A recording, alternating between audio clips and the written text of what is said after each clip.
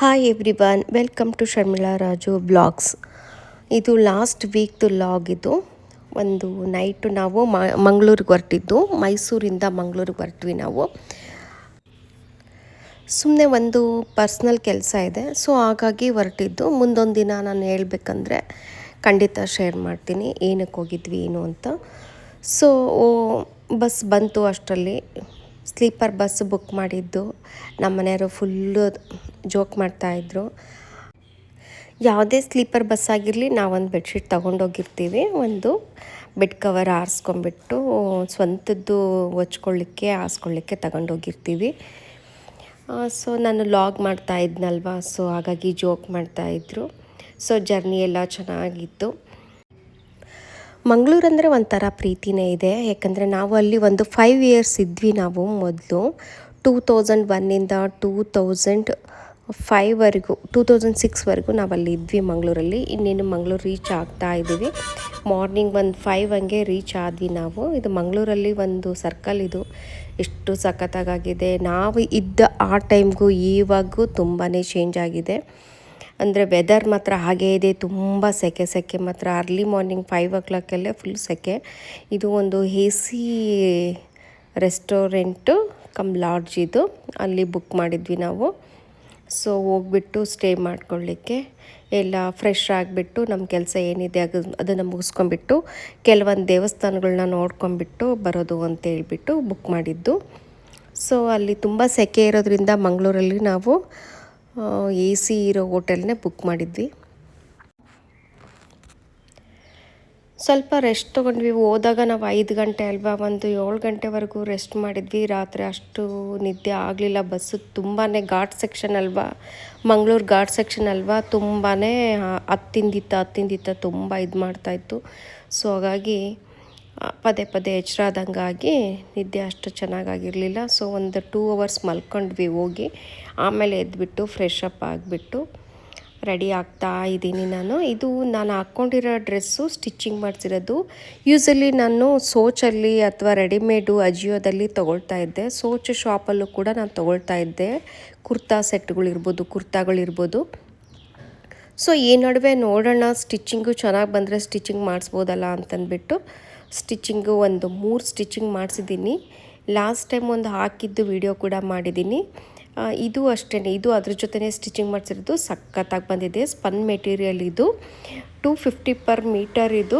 Material ಚೆನ್ನಾಗಿದೆ. Around 1200 ಆಯಿತು. Stitching charges ಸೇರಿಬಿಟ್ಟು, material charge ಸೇರಿಬಿಟ್ಟು 1200 ಆಯಿತು. ಏನು ಎಂಬ್ರಾಯ್ಡ್ರಿ ಅಂತ ಏನಿರೋದಿಲ್ಲ, ಬಟ್ ಚೆನ್ನಾಗಿ ಇದೆ. ನನಗೆ ಸ್ಟಿಚಿಂಗ್ ಡ್ರೆಸ್ಸಸ್ ಕೂಡ ತುಂಬಾ ಇಷ್ಟ ಆಗುತ್ತೆ. ಅದಾದ ನಂತರ ಹೋಟೆಲಲ್ಲೇ ಮೇಲ್ಗಡೆ ಫುಲ್ಲು ಟೆರೆಸ್ಸಲ್ಲಿ ಟಿಫನ್ ಅದೆಲ್ಲ ರೆಡಿ ಇತ್ತು. ಸೊ ಎಲ್ಲ ಥರನೂ ಇತ್ತು. ನಮ್ಗೆ ಎಲ್ಲ ಥರನೂ ತಿನ್ನೋಕ್ಕಾಗಬೇಕಲ್ಲ. ಸೊ ನಮಗೇನು ಇಷ್ಟನೋ ಅದನ್ನು ತೊಗೊಂಡ್ವಿ.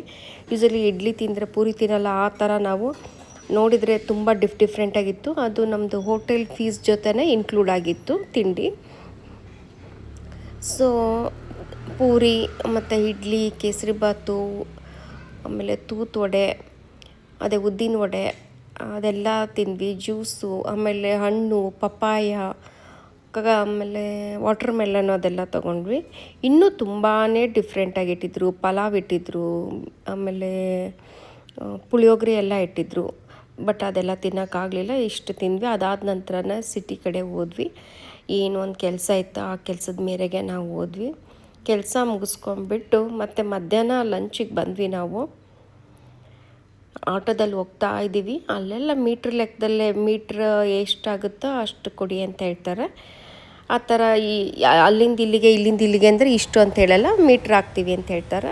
ಅದು ಕೆಲಸ ಮುಗಿಸ್ಕೊಂಡ್ಬಿಟ್ಟು ಮತ್ತೆ ನಾವು ಹೋಟೆಲ್ ಶ್ರೀನಿವಾಸ್ ಹೋಟೆಲಿಗೆ ಬಂದ್ವಿ. ಸಖತ್ತು ದೊಡ್ಡದಿದೆ. ಅಲ್ಲಿ ನಾವು ಲಂಚ್ ಮುಗಿಸಿದ್ದು. ಲಂಚ್ ಮಾಡ್ಕೊಂಡ್ವಿ. ಈ ಥರ ಪೂರಿ, ಸೌತ್ ಇಂಡಿಯನ್ ಮೀಲ್ಸ್ ಅಂದರೆ ಈ ಥರ ಬರುತ್ತೆ. ಒಂದು ರವೆ ಉಂಡೆ, ಮಾಮೂಲಿ ಮನೇಲಿ ಹೇಗೆ ಮಾಡ್ತೀವೋ ಆ ಥರನೇ ಇತ್ತು ರವೆ ಉಂಡೆ.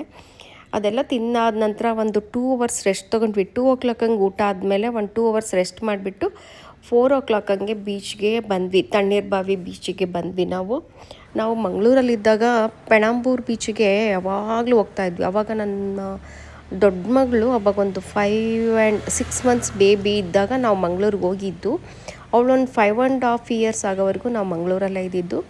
ಅವಳು ಚಿಕ್ಕವಳಿದ್ದಾಗ ನಾನು ನಮ್ಮ ಮನೆಯವರು ಆಮೇಲೆ ದೊಡ್ಡ ಮಗಳು, ಅವಳು ದೊಡ್ಡ ಮಗಳಿಗೆ ಅವಾಗ ಒಂದು 6 ಮಂತ್ಸ್ ಅಷ್ಟೇ, ಕರ್ಕೊಂಡು ಯಾವಾಗಲೂ ಪೆನಂಬೂರು ಬೀಚಿಗೆ ಹೋಗ್ತಿದ್ವಿ. ಬೀಚ್ ಅಂದರೆ ಸಖತ್ ಇಷ್ಟಪಡೋಳು. ಸೊ ಹಾಗೇ ಆಟ ಆಡ್ಕೊಂಡು ಅದು ಇದು ತಿನ್ಕೊಂಡ್ಬಿಟ್ಟು ಮನೆಗೆ ಬರ್ತಿದ್ವಿ. ಆಮೇಲೆ ಮನೆಗೆ ಯಾರೇ ಗೆಸ್ಟ್ ಬಂದ್ರೂ ಬೀಚ್ಗೆ ಹೋಗೋದು ಒಂದು ಇದಾಗ್ಬಿಟ್ಟಿತ್ತು. ಯಾರೇ ಮನೆಗೆ ಗೆಸ್ಟ್ ಬಂದರೂ ಬನ್ನಿ ಬೀಚ್ಗೆ ಹೋಗೋಣ ಆ ಥರ. ಪ್ರತಿ ಟೈಮು ನಾವು ಪೆನಂಬೂರು ಬೀಚಿಗೆ ನಾವು ಹೋಗ್ತಾಯಿದ್ವಿ. ಯಾಕಂದರೆ ಪೆನಂಬೂರು ಬೀಚು ಸ್ವಲ್ಪ ಸಮತಟ್ಟವಾಗಿದೆ, ತುಂಬ ಡೀಪ್ ಅಂತ ಬರಲ್ಲ, ಸ್ವಲ್ಪ ನೀರಲ್ಲಿ ಆಟ ಆಡ್ಬೋದು. ಉಳ್ಳಾಲ ಬೀಚು ಮತ್ತು ಇದು ತಣ್ಣೀರ್ಬಾವಿ ಬೀಚು ಸಡನ್ ಡೀಪ್ ಬರುತ್ತೆ, ಇಲ್ಲೆಲ್ಲ ಆಟ ಆಡೋದು ಕಷ್ಟ. ಸೊ ಆಟ ಆಡಬೇಡಿ ಅಂತಲೇ ಹೇಳ್ತಾರೆ. ಆದರೂ ಕೂಡ ಜನ ನೀರಲ್ಲಿ ಇಳಿತಾರೆ, ಬಿಡೋದಿಲ್ಲ. ಆ್ಯಕ್ಚುಲಿ ಅವತ್ತು ರೆಡ್ ಫ್ಲ್ಯಾಗ್ ಇತ್ತು. ರೆಡ್ ಫ್ಲ್ಯಾಗ್ ಇದ್ದರೆ ನೀರಲ್ಲಿ ಇಳಿಬಾರ್ದು, ತುಂಬ ನೀರು ರಭಸವಾಗಿ ಬರುತ್ತೆ ಅಂತ. ಆ್ಯಕ್ಚುಲಿ ನಮಗೆ ನೀರಲ್ಲಿ ಆಟ ಆಡೋಕ್ಕೆ ಇಷ್ಟ ಆಗಲ್ಲ. ಸೊ ಹಾಗೆ ದೂರದಿಂದ ಎಂಜಾಯ್ ಮಾಡಿಬಿಟ್ಟು ಬಂದ್ವಿ ನಾವು. ಅಲ್ಲಿಂದ ಗೋಕರ್ಣನಾಥ ಟೆಂಪಲಿಗೆ ಬಂದ್ವಿ. ಗೋಕರ್ಣನಾಥ ಟೆಂಪಲ್ಗಂತೂ ನಾವು 15 ದಿವಸಕ್ಕೊಮ್ಮೆ ಹೋಗ್ತಾಯಿದ್ವಿ ಮಂಗಳೂರಲ್ಲಿದ್ದಾಗ.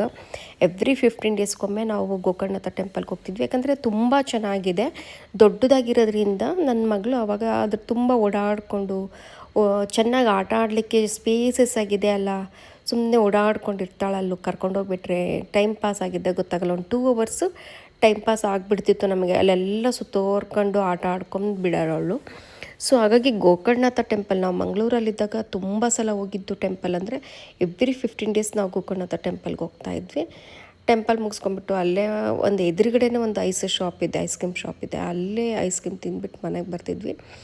ಸೊ ನನಗೆ ಅದೆಲ್ಲ ಮೆಮೊರೀಸು, ಮಂಗಳೂರಿಗೆ ಬಂದುಬಿಟ್ರೆ ನನಗೆ ಅದೆಲ್ಲ ಮೆಮೊರೀಸು. ನಾನು ಫಸ್ಟಿಗೆ ಮದುವೆ ಆದಾಗ ಮಂಗಳೂರಲ್ಲಿ ಇದ್ವಲ್ಲ 6 ಇಯರ್ಸು, 5.5 ಇಯರ್ಸ್ ಇದ್ವಲ್ಲ. ಸೊ ಹಾಗಾಗಿ ನಮಗೆ ಮಂಗಳೂರು ಅಂದರೆ ಒಂಥರ ಒಳ್ಳೆ ಟೈಮನ್ನು ನಾನು ಆ ಟೈಮಲ್ಲಿ ಕಳೆದಿರೋದು ಒಳ್ಳೆ ಗುಡ್ ಮೆಮೊರೀಸ್ ನನಗೆ ಮಂಗಳೂರಲ್ಲಿದೆ. ತುಂಬ ಸೆಕೆ ಅನ್ನೋದೊಂದು ಬಿಟ್ಟರೆ ನನಗೆ ತುಂಬಾ ಗುಡ್ ಮೆಮೊರೀಸ್ ಇದೆ ಮಂಗಳೂರಲ್ಲಿ. ಈ ಥರ ಒಂದು ನೀರಿನ ಹೊಂಡ ಇದೆ ಅಲ್ಲಿ.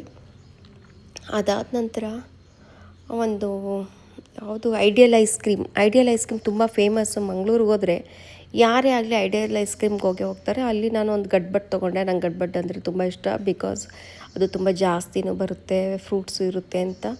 ಸೊ ನಮ್ಮ ಮನೆಯವರು ಯಾವುದೇ ಆಗಲಿ ಅಷ್ಟೇ ತುಂಬ ಲಿಮಿಟ್ಟು ಐಡಿಯಲ್ ಐಸ್ ಕ್ರೀಮ್ ತೊಗೊಂಡ್ರು. ಅದಾದ ನಂತರ ಏನು ಊಟ ಮಾಡೋಕ್ಕೆ ಅನಿಸ್ತಾ ಇರಲಿಲ್ಲ, ಬಟ್ ರಾತ್ರಿ ಯಾಕೋ ನನಗೊಂದು ಸ್ಪೈಸಿ ಐಟಮ್ ತಿನ್ನಬೇಕು ಅನಿಸ್ತು. ಸೊ ಇನ್ನೇನು ಅಲ್ಲೇ ನಿಯರ್ ಬೈ ಇರೋ ಒಂದು ಹೋಟೆಲ್ಗೆ ಹೋಗ್ಬಿಟ್ಟು ಗೋಬಿ ಮಂಚೂರಿ ತಿನ್ನೋಣ, ಇನ್ನೇನು ಊಟ ಅಂತೂ ಸೇರೋದಿಲ್ಲ, ಐಸ್ ಕ್ರೀಮ್ ತುಂಬಾ ಹೊಟ್ಟೆ ತುಂಬ ತಿಂದಿದ್ದೀವಿ ಅಂತ ಅಂದ್ಬಿಟ್ಟು ಗೋಬಿ ಮಂಚೂರಿ ತಿಂದುಬಿಟ್ಟು ನಾವು ಮಂಗಳೂರನ್ನ ಬಿಟ್ಟಿದ್ದಾಯಿತು. Thank you.